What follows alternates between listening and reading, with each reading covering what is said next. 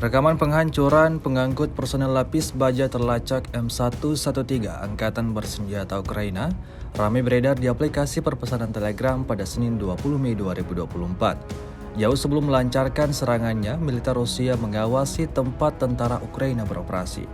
Tepatnya di arah Donetsk Selatan, posisi musuh teridentifikasi. Serangan artileri oleh Angkatan Darat ke-36 Angkatan Bersenjata Rusia tidak tanggung-tanggung menghancurkan kelompok militer Ukraina beserta kendaraan militer yang dioperasikannya.